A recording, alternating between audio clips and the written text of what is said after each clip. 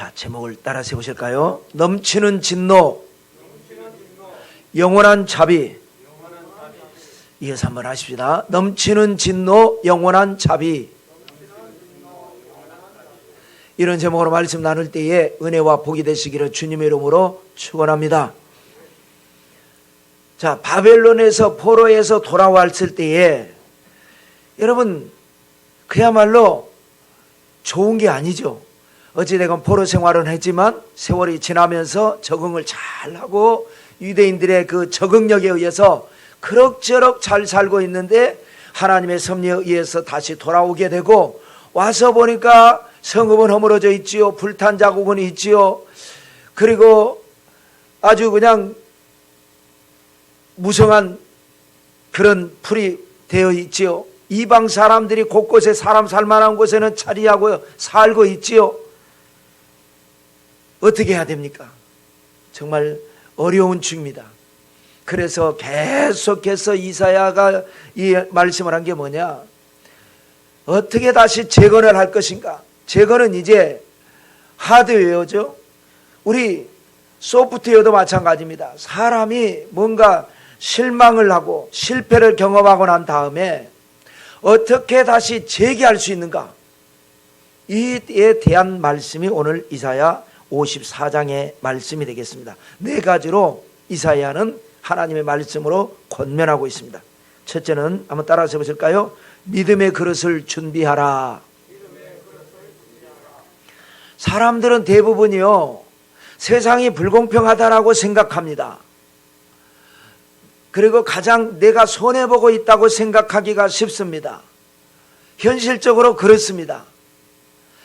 우리가 살아가는 삶의 단면을 놓고 보면 세상은 그야말로 너무너무나 불공평합니다. 그런데 전체를 놓고 본다면 꼭 그렇지만은 않습니다.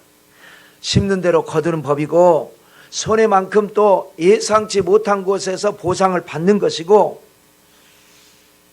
그래서 중요한 것은 뭐냐? 그릇을 준비해야 되는 겁니다.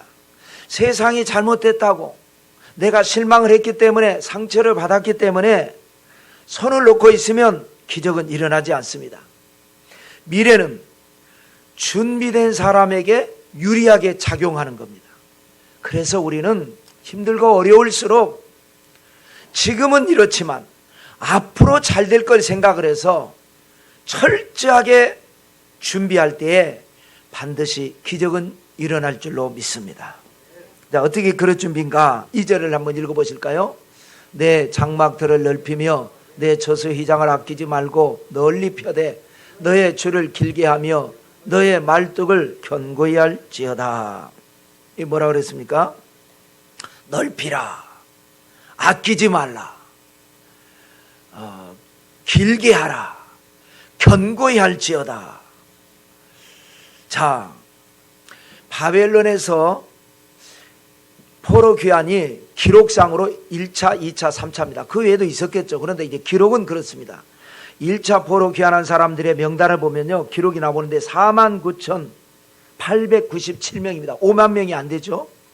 2차는요, 이보다 훨씬 적은 10,000명도 되지 않는 1,754명입니다. 3차는 기록이 없습니다. 오기는 왔는데 몇 명이 왔다라는 기록이 없습니다. 그러니까 1차와 2차를 합치면 뭐냐? 49,897명. 아니야, 51,651명. 자, 이스라엘이 백성들이 애굽에서 나올 때, 과거에 나올 때에 출애굽을 한 인원이 민수기의 1차와 2차 인구조사를 할 때 보니까 전쟁에 나갈 만한 남자들의 숫자가 60만 명가량입니다. 60만 명. 그런데 세월이 지나서 왕정시대를 지나고 나라가 망해서 포로로 끌려갔다가 돌아오는데 보니까 60만 명 중에서 10분의 1인 6만 명도 되지 않는 5만 명이 간신히 넘은 인원이 돌아온 겁니다. 1차, 2차. 그러니 와서 보니까 그야말로 세상은 넓습니다. 물론 이제 다시 복구는 해야 되겠지만 넓은 곳입니다. 전에 수십만 명, 수백만 명이 살던 곳에 5만 명 정도가 온 겁니다. 그러니 넓게 할 필요가 없어요. 그런데 뭐라 그럽니까? 넓히라, 널리 펴라, 길게 하라, 견고히 할지어다. 이건 뭐예요? 지금을 보지 말고 앞으로를 보라는 거예요. 앞으로 이렇게 될 거라는 거예요. 앞으로. 그래서 우리는 언제나 물론 현실을 망각해서는 안 됩니다. 그러나 하나님이 우리에게 주시는 미래 비전을 가지고 나갈 때에 승리하는 겁니다. 지금을 보면 안 됩니다. 팍팍한 현실만 보면 안 됩니다. 팍팍한 만큼 반드시 하나님께서 골이 깊은 만큼 산이 높다고 하나님이 반드시 역사해 주실 것을 믿고 넓게, 널리, 길게, 견고하게 그릇을 준비하는 여러분 되시기를 주님의 이름으로 축원합니다. 자, 왜 그러느냐? 자, 3절을 읽어보실까요? 이는 내가 좌우로 퍼지며 내 자손은 열방을 얻으며 황폐한 성읍들을 사람 살 것이 되게 할 것입니다. 잘 된다라는 거예요. 앞으로 잘 될 것이기 때문에, 미래가 이렇게 될 것이기 때문에 그릇을 준비해라. 우리 교회도 많은 어려움도 있고, 지금 뭐 코로나 때문에도 그렇고 뭐 어렵지만 앞으로 잘 될 것입니다. 여러분 가정, 사업, 건강, 자녀, 뭐 지금 잘 된 경우도 있겠죠. 지금 잘 되는 사람도 있고 좋은 경우도 있지만 또 안 되는 부분도 있고 어려운 부분도 있을 거예요. 다 섞이는 거니까. 어렵다고 우리가 주저앉아 있을 이유가 있나요? 하나님 바라보며 하나님께서 반드시 이렇게 말씀하시는 거예요. 앞으로 잘 될 거니까 지금 준비해라. 지금 앞으로 잘 될 때 그때 가서 준비하면 늦는 겁니다. 이제 준비해라.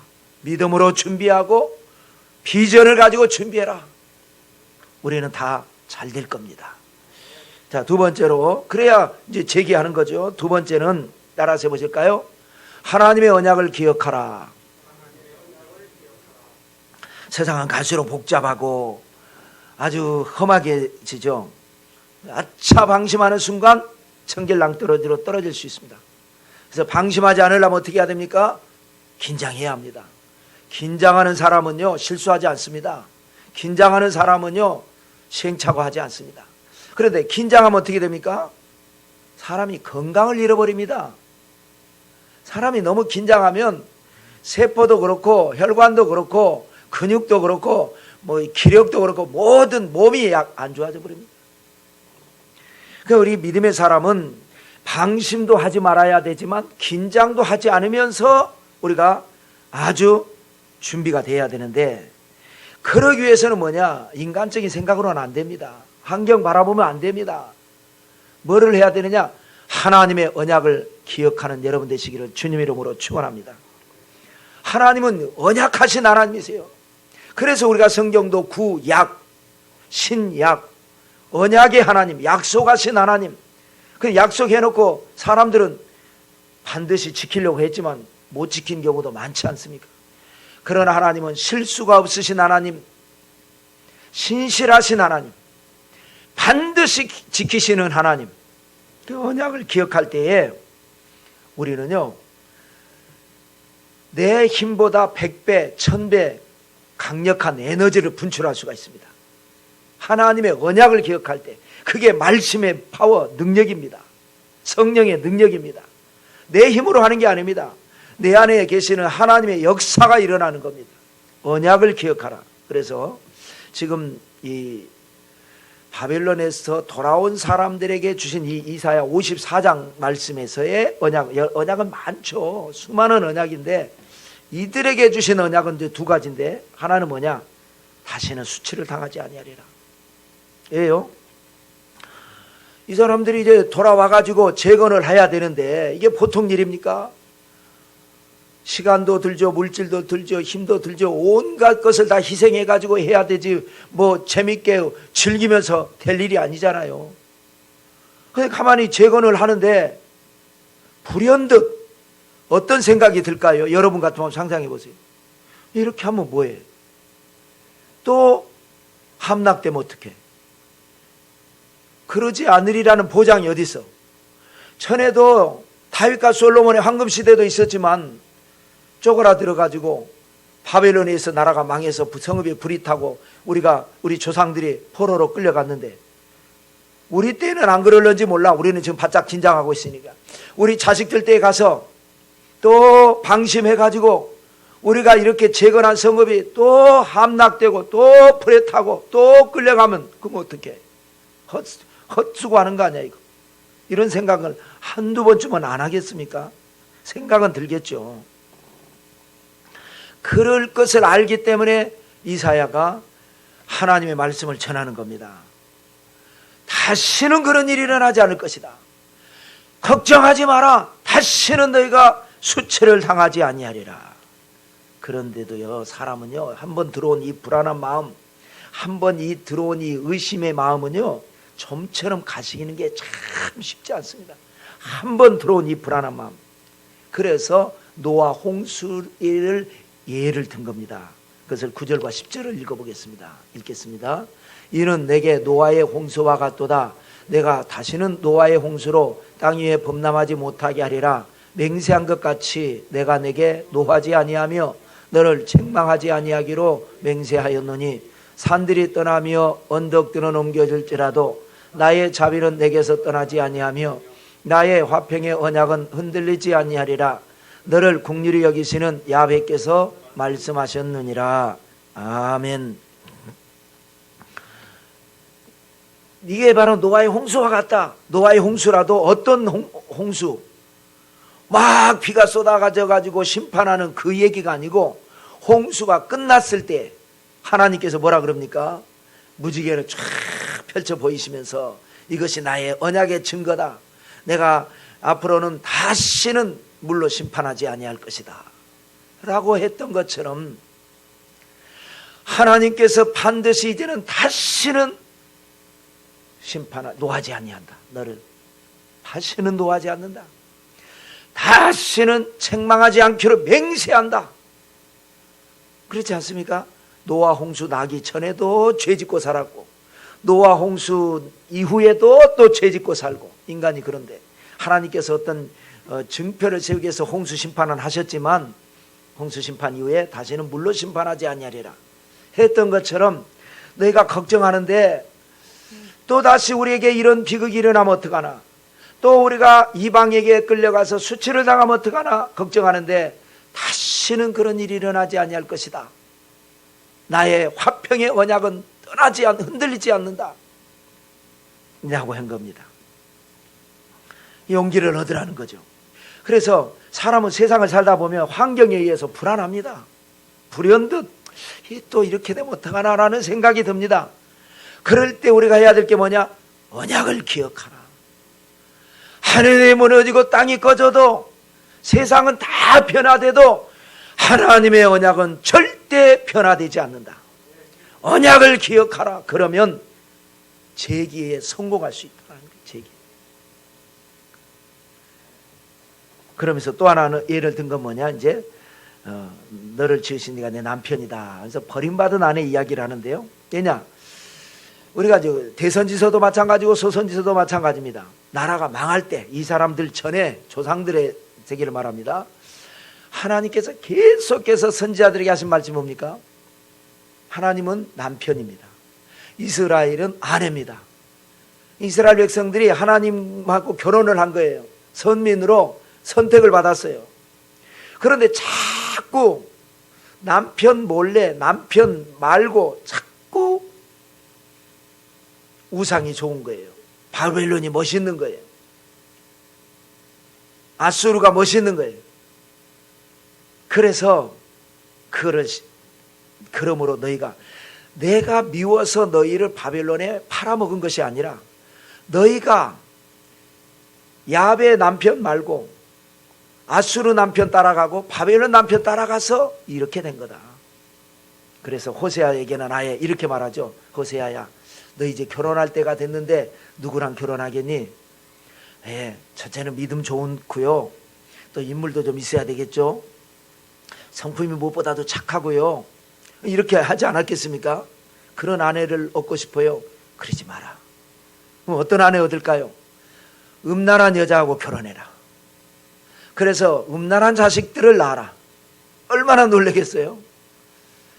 이것이 나의 이 백성들이 바로 이와 같은 것이다.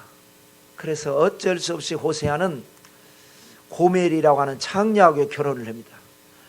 처음에는 좋았죠. 이제 나도 이제는 이 생활 청산하고 한번 깨끗하게 잘 살아봐야지 하고 사는데 그 재벌은 걔를 못 줍니다. 결혼식 마치고 며칠 지났는지 몇 달 지났는지 모르겠지만 아마 며칠 지나서 그런 것 같아요. 집 나가버렸습니다. 그래서 수소문에서 찾아서 데리고 왔더니 보니까 임신 상태였어요. 호세아는 자기 기억에 분명히 잠자리를 아직 같이 하지도 않았는데 집 나간 여자가 임신해 갖고 왔어요. 그래서 애를 낳은 겁니다. 그래서 또 달래고 그러지 말으라고 설득하고 잘해주고 사랑해주고 해서 살는데 또 몸 풀더니 바람이 나가지고 또 나갔어요. 또 수소문에 찾아보니까 데려와서 보니까 또 임신했어요. 그렇게 셋을 낳습니다. 바로 내 백성이 이와 같다. 그런데 이제는 너희가 버림받은 아내가 돼서 아수르 남편한테 끌려갔고 바벨론 남편한테 끌려갔는데 그렇게 내가 너희를 아내를 버리지 아니하고 사랑할 것이다 라는 겁니다. 6절을 한번 읽겠습니다. 6절입니다. 6절 읽겠습니다. 야훼께서 너를 부르시되 마치 버림을 받아 마음에 근심하는 아내 곧 어릴 때에 아내가 되었다가 버림을 받은 자에게 함과 같이 하실 것임이라 내 하나님 야훼께서 말씀하셨느니라.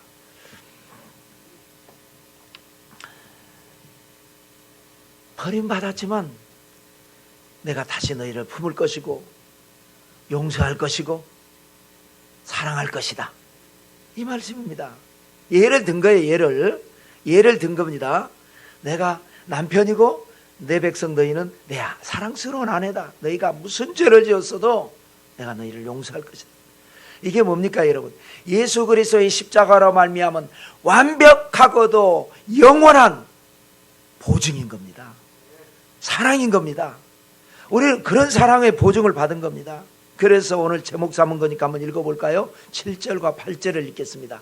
내가 잠시 너를 버렸으나 큰 국률로 너를 모을 것이요 내가 넘치는 진노로 내 얼굴을 내게서 잠시 가렸으나 영원한 자비로 너를 국률이 여기리라 내 구속자 야훼께서 말씀하셨느니라. 잠시 버렸다는 거예요. 잠시. 그러나 큰 국률로 너를 다시 모은다. 그래서 이 제목은 이제 8절에서 나온 건데요. 넘치는 진노. 그러니까 진노는 넘쳤어요. 지난번에 우리가 말씀 나눴죠. 내가 너희를 은처럼 하지 아니하고 풀무불로 내가 단련했다. 앞으로 잘 되기 위해서 고난은 줬지만 진노는 넘쳤지만 그러나 그 진노는 뭐예요? 잠시입니다. 잠깐입니다. 그런데 자비는 뭐예요? 영원한 자비. 그 넘치는 진노를 다 회복하고 다 덮어버리고 다 물리쳐버리고도 남고 그리고도 넘치는 그런 영원한 자비, 하나님의 사랑을 약속하신 겁니다. 그러므로 여러분 우리는 이 세상 살면서 늘 넘어지고 실패하고 실수하고 하는 것이 인간입니다. 그러나 중요한 건 뭐냐? 어떻게 다시 재기할 것인가? 재기는 뭐냐? 언약을 기억할 때 일어납니다. 언약을 기억하지 못하면 힘써도 안 되고 울어도 안 되고 참아도 안 됩니다. 여러분 하나님의 언약을 기억하는 여러분 되시기를 주님의 이름으로 축원합니다. 세 번째는 이것도 따라서 해보실까요? 우리가 재기하기 위해서는요 따라서 하십시다. 긍정적 자화상을 가지라. 아멘. 여러분 운에 대해서 여러분 어떻게 생각하십니까? 보면요 운이 좋은 사람이 있고 운이 나쁜 사람이 있어요. 근데 사람이라는 말은 좀 그러네요. 운이 좋을 때가 있고 운이 나쁠 때가 있어요. 그래서 이제 머피의 법칙이라고 그러고 셀리 법칙이라고 하거든요. 세차를 모처럼 했어요. 그런데 세차 끝나고 집에 가는데 비가 와버려요. 참 재수가 없죠. 똑같이 두 사람이 과속을 하고 달리는데요, 한 사람은 앞에 가는데 교통순경이 잠깐 한눈 파는 사이에 싹 지나갔어요. 그리고 한눈 팔다가 돌아서는데 뒷차를 잡았어요. 그럼 앞에 차는 재수가 좋은 거고 뒷차는 재수가 없는 거예요. 이 사람은 뭐라 그럽니까? 아니 왜 앞에 차 안 잡고 나 잡냐고. 그럴 때 교통순경이 뭐라 그런다 그럽니까? 선생님 낚시 좋아합니까? 예, 좋아합니다. 가면은 물고기 다 잡습니까? 걸린 놈만 잡는 거예요. 나도 그런다 그러잖아요. 어찌됐건 결과는 어떤 사람은 똑같이 앞뒤로 가면서 똑같이 과속하고 갔는데 안 걸리고 재수가 좋아서, 걸리고 재수 없어서 그렇던 경우가 있잖아요. 우리가 세상 살다 보면 그렇더라고요. 똑같이 시험을 봤는데 성적이 둘 다 공부 잘하고 하는데 이상하게 시험 볼 때 뭐 컨디션도 안 좋고 어제 저녁에 잠을 설치고 뭐 그래가지고 성적이 제대로 안 나오고, 또 한 애는 마침 시험이 어제 막판에 공부 정리한 게 싹 나와가지고 평상시보다 점수가 훅 올라오기도 하고 그런 경우도 있잖아요. 우리 일상에서 보면 그런 경우 많습니다. 학창 시절에 딱 갔는데, 지각해서 갔는데 그날따라 교수님이 출석을 끝나고 출석부를 부르네. 그러면 출석이 되는 거죠. 늦게 갔는데. 그런 경우가 있습니다. 운이 좋을 때가 있고 안 좋을 때가 있습니다. 그래서 이제 사람들이 이제 몇 번 운이 안 좋으면요, 스스로가 나는 운이 안 좋은 사람이야라고 치부를 해버립니다. 이게 문제라는 거예요. 왜 운이 좋고 안 좋고 하느냐? 그건 아무도 모릅니다.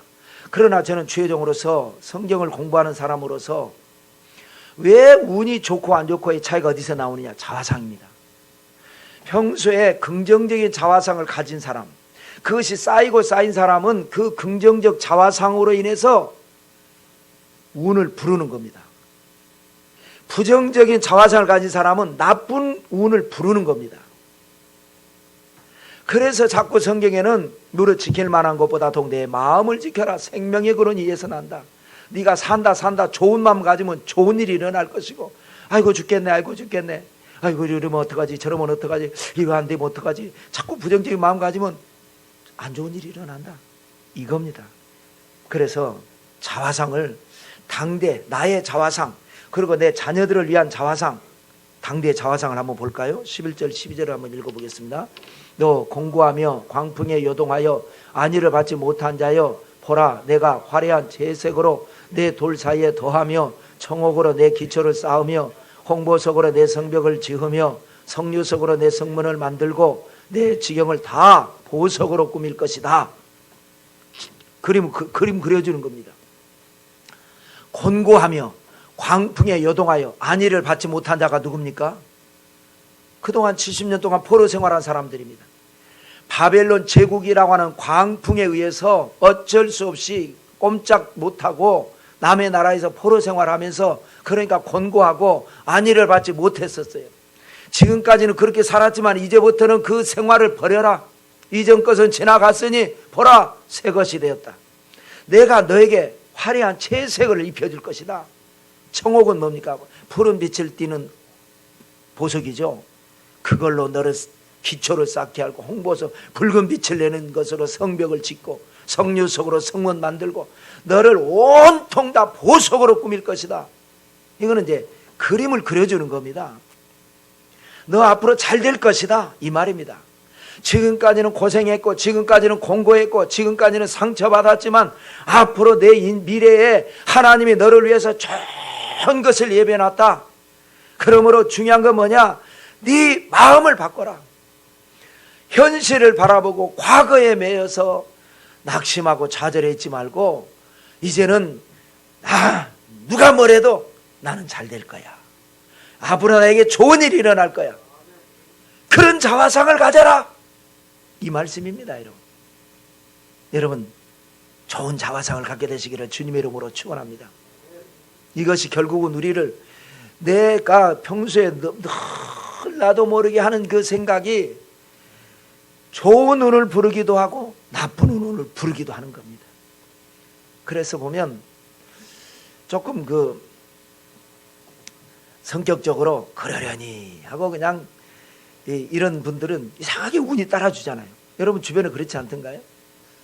오히려 똑똑한 사람들은요, 똑똑하잖아요. 정확하게 계산을 하고 미래를 예측하고 또 현재를 나하니까 이건 어려울 거야 이게 되는데, 오히려 그냥 뭘 잘 모르는 사람 몰라 그냥 하여튼 난 잘 될 것 같아 그런 사람들에게는 운이 따라주고. 한 번은 이 칼럼에 나온 건데요, 저는 칼럼을 많이 모으니까 대학에서 경제학을 가르치는 교수님이세요. 경제에 얼마나 해박하시겠어요. 그래 자기는 이 주식 투자를 많이 했다는 거예요. 돈만 생기면 주식 투자 다 날렸대요. 주식에 관한 한 사람들이 자기한테 주식을 묻는데 주식 투자에 다 날렸대요. 그래서 난 이제 주식 안 한다고 그냥 교수로서 이제 열심히 제자들 가르치고 하는데, 어깨 넘어 배운 자기 부인이 그분 표현에 의하면 경제의 경자도 모르고 주식의 주자도 모르는데 그 조금씩 투자하고 굉장히 또 그 주식이 많이 올라가고 자기가 잃어버린 게 사야 돼. 그래 알 수가 없다는 얘기 하는 거예요. 전문가인 나는 안 되는데 전문가가 아닌 내 아내는 남의 이 사람 말도 들어보고 저 사람 말도 들어보고, 자기는 자기 남의 말 안 듣죠. 자기가 똑똑하니까. 근데 부인은 모르니까 이 사람 말도 들어보고 저 사람 말도 들어보고, 그리고 내가 생각할 땐 예수님 믿는 사람이었을 것 같아. 그 다음에 기도해보고 여기다 투자했는데 오르고 또 여기다 투자했는데 오르고, 운이 따라준다는. 그래서 모르는 사람은 그냥 좋은 생각을 하기가 쉽습니다. 너무 아는 사람은 이것도 걱정되고 저것도 걱정되고 이것도 문제가 있고 저것도 이걸 하고 나면 저것도 문제가 있고, 오히려 아니까 아는 게 병이라서 이 부정적인 자화상이가 되기 쉬운데, 에이, 모르는 게 약이다 해서 그냥 하나님 바라보고 긍정적 자화상 갖는, 그래서 기적의 주인공이 되는 여러분 되시기를 주님의 이름으로 축원합니다. 나의 자화상이고 그 다음에 이제 내 자녀들에 대한 자화상이라고 저는 이걸 해석합니다. 13절을 읽어보겠습니다. 내 모든 자녀는 야훼의 교훈을 받을 것이니 내 자녀에게는 큰 평안이 있을 것이다. 대부분 부모 세대가 예수님 믿다 보면 자녀들은 그 어떤 반발 심리인지 뭔지 자녀들은 잘 안 믿는 경우가 있습니다. 다 그런 건 아니지만, 그런데 내 자녀들이 이제 하나님 잘 믿게 될 것이다, 그래서 하나님의 복을 받아서 평안하게 될 것이다 라고 그림을 그려주는 겁니다. 그렇게 언약의 말씀 붙들고 기도하라는 겁니다. 내 자녀는 잘 될 거야. 그러다 보면 내가 기도했으니까 내 마음의 자화상이 우리 아들이 잘 될 거고 우리 딸이 잘 될 거고 우리 자녀이 잘 되라고 했으니까, 그럼 만나면 어떻게 합니까? 뭐라고 말합니까? 아들아, 넌 잘 될 거야. 우리 이쁜 딸, 넌 앞으로 잘 될 거야. 왜? 아빠가 기도했으니까. 모르지 잘 될지 안 될지, 내가 뭐 미래를 모르지만 내가 하나님 앞에 기도했고 하나님이 그렇게 말씀하셨으니까 너 잘 될 거야. 아무것도 걱정하지 마. 열심히 사는 거야. 너 잘 될 거야. 그러면 그거를 자꾸 듣다 보면요, 처음에는 건성으로 듣죠. 그런데 자꾸 그것이 쌓이다 보면 그 속에 그것이 에너지가 되고 능력이 되고, 그래서 결국은 반드시 기적의 주인공이 될 줄로 믿습니다. 그렇게 여러분 자녀들에게 말해 주시기 바랍니다. 넌 잘 될 거야. 왜? 기도했으니까. 하나님이 그렇게 말씀하셨으니까. 자, 마지막 네 번째는 따라서 보실까요? 세상의 방해를 두려워 말라. 여러분, 세상은 만만치 않죠. 쉽지 않습니다. 열심히 살라고 해서 열심히 살면 세상이 어이구 열심히 산다고 박수 쳐줍니까? 아닙니다. 왜 저렇게 열심을 내는지 모르겠다고 의심만부터 합니다. 세상은 그런 거예요. 정직하라고 해서 정직하게 살면요, 정직하다고 칭찬해 줍니까? 아우 답답해. 저거 아주 쑥맥이 아주 바보라고 취급합니다. 그래서 정직하게 안 살고 적당히 타협하게 하고 좀 얍삽하게 살면 얍삽하다고 또 비방하죠. 그게 세상이 그렇습니다. 이것이 바로 바벨론과 같은 세상의 특징입니다. 그런 세상에서 우리는 살아야 합니다. 그러나 하나님 뭐라 그러냐? 바벨론 권세보다 더 큰 권세가 있으니까 하나님의 언약을 기억하고 세상 살 때 힘들다고 힘들어하지 말고 뒤로 물러가지 말고 낙심하지 말고 주저앉지 말고 세상의 방해를 돌파하고 나가라는 겁니다. 책임지고 하나님이 해주신다라는 겁니다. 17절을 한번 읽어볼까요? 읽겠습니다. 너를 치려고 제조된 모든 연장이 쓸모가 없을 것이라. 일어나 너를 대적하여 송사하는 모든 혀는 내게 정죄를 당하리니 이는 야훼의 종들의 기업이요 이는 그들이 내게서 얻은 공인이라. 야훼의 말씀이니라. 먼저 뒷부분 보면 이것이 야훼의 종들의 기업이래요. 여기서 말하는 종은 뭐냐? 주의 종, 목사, 전도사도 물론 되겠지만 꼭 이거를 말하는 게 아닙니다. 하나님의 사람을 말하는 겁니다. 그러므로 예수 믿는 모든 사람을 여기에 얘기하는 겁니다. 위로 올라가서 뭐라 그래요? 너를 치려고 제조된, 여기까지만 한번 생각해 보십시오. 여러분, 우리는 이 세상에 살다 보면요, 아주 작정하고 나를 치려고 제조된 연장이 있어요. 그 염두에는 두고 살아야 됩니다. 물론 어떤 사람은 나 좋다는 사람도 있지만 나 싫다는 사람도 있고요. 여러분 보면은 이 공무원 생활만 하다가 은퇴하신 분들, 군인 생활만 하다가 은퇴하신 분들, 옛날엔 그분들이 나와갖고 사회에 막 손해본 경우 많았잖아요. 요즘은 이 연예인들 혹은 스포츠 스타들 연봉 막 100억 몇십억을 받잖아요. 젊은 애들이. 그래가지고 30 중반 되면 은퇴해요. 그럼 나와가지고 뭐 합니까? 그분들 몇몇 분들이 하는 얘기가 뭐냐면, 자기한테 이제 나는 이제 야구를 그만두고 운동을 그만두고 돈은 받은 게 있단 말이에요. 나와보면 내 주변에 몰려든 사람들은 전부 다 내 돈 가지고 뭐 해보려고 하는 사람이지 나 도와줄 사람이 아니더라는 거예요. 그 말 듣고 투자하고 그 말 듣고 따라갔다가 손해보고 그러더라는 거예요. 세상은 물론 좋은 사람도 많이 있지만 그 좋은 사람 중에서 나를 이용해 하려고 그러고 나를 치려고 하고, 그래서 준비까지 해가지고 연장까지 탁 준비된 게 있다는 거예요, 세상은. 그러나 하나님의 언약을 믿고 긍정적 자화상 가지고 그릇을 준비하고 살다 보면 아무리 원수 마귀가 나를 잡아먹으려고 해도 그거 다 쓸모가 없게 될 것이다. 하나님이 그렇게 역사하신다. 여러분, 우리 나라가 새마을운동을 해서 잘 살아보세요 해가지고 막 경제개발 5개년 계획 1차, 2차 열심히 살았죠. 그때 북한은 뭐 했습니까? 전쟁 물자 만들었습니다. 아주 최강의, 북한이 남북이 갈라지면서 남쪽보다 북쪽이 더 경제력이 높았거든요. 그 경제력을 국방에다 쏟아부었습니다. 우리는 상대가 안 됩니다. 지금은 우리가 앞질렀지만 핵을 빼고, 그때에 얼마나 많은 사람들이 기도했는지 모릅니다. 제가 군대 제대하고 교회 나와서 보니까 나를 막 산기도 데리고 다니더라고요. 미쳤다고 그랬죠. 그때는. 아니 무슨 집에서 잠이나 자지 산에 가서 무슨 기도를 하느냐, 광신도들이라고. 그래놓고 또 따라가고 기도를 하는데 보니까 이 산에서 기도하고 저 산에서 기도하는데 막 크게 기도하니까 기도 소리가 뭐 들리는 것도 있고 방언으로 하니까 안 들리는 것도 있고 뭐 그런데 적지 않게 들은 기도가 있습니다. 자기 회사, 자기의 아들 기도도 하겠지만 하나님이시여 북한의 탱크가 골철이 되게 하여 주시옵소서. 그렇게 기도했는데 정말 그 연장이 다 쓸모없게 되잖아요.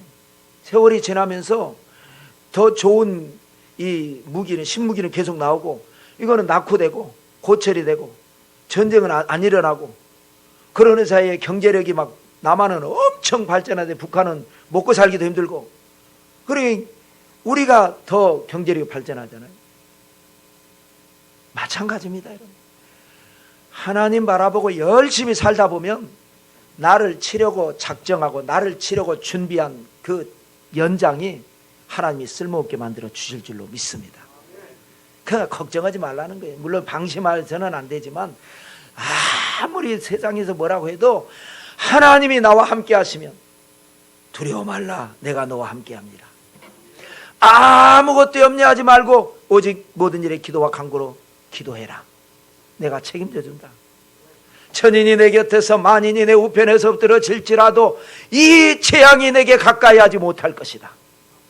그래서 우리는 나가는 겁니다. 세상에 아무리 나를 딱 정조준하고 있어요. 그럴지라도 걱정할 거 없습니다. 하나님이 나와 함께 하시기 때문에 우리는 이기게 돼 있습니다. 자, 그러면 하나님이 애당초 나를 치려고 제조된 연장이 아예 없으면 더 좋잖아요. 있어서 그거를 이기라고 하지 말고 그게 없으면 좋겠는데요. 16절을 읽어볼까요? 읽겠습니다. 보라, 숯불을 불어서 자기가 쓸만한 연장을 제조하는 장인도 내가 창조하였고 화개하며 진멸하는 자도 내가 창조했다.